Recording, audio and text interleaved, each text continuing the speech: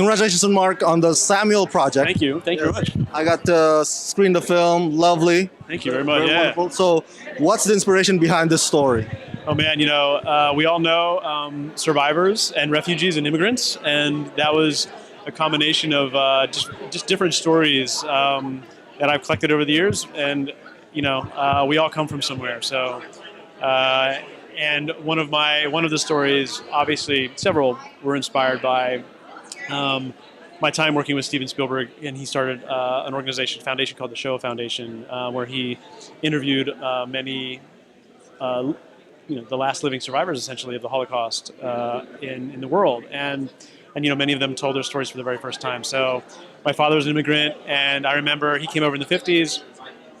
Very proud culture. They didn't want to infuse their culture on their kids, so I never really got to hear many of the stories. But I would have loved to. So it's a very generational thing, and not only that, but just generational thing as well, where no one talks. It's very common in like all families, just about. So I don't know. It was a right marriage of everything, I felt. Talk a bit about combining the legendary Hal Linden, the legend of Hal Linden, and the famous or the popularity of the Ochoa boys, Ryan Ochoa. Oh yeah, man. It's like an amazing mix of something you wouldn't expect, but just again, it goes back to like these two different generations. Like Ryan obviously represents the actual current, like younger generation, and Hal had, he had no idea. They really had no idea who each other were. So, and that helped when I threw him in front of a camera. That lack of chemistry and it's like that gradual chemistry as they became friends in real life came across on screen as they were becoming friends as grandfather or grandson. But yeah, man, it was it was an amazing. I mean, I love Ryan's social media is off the charts, and it's just and Hal has none. So Was it intentional to have it set in San Diego, and did it come full circle with the San Diego Film Festival? It was like serendipitous.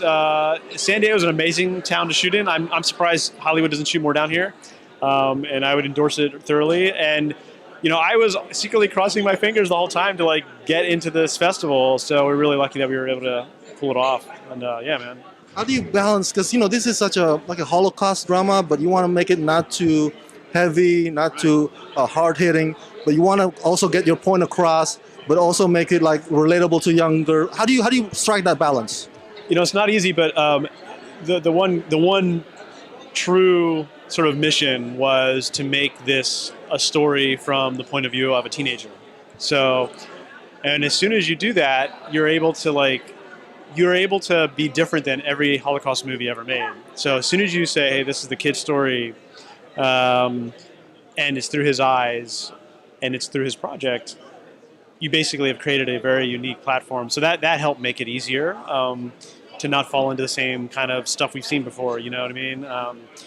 And then just really focus on that. And anytime there was any inclination to even say the word Holocaust, we took them all out except for one in the very beginning with the butcher says it.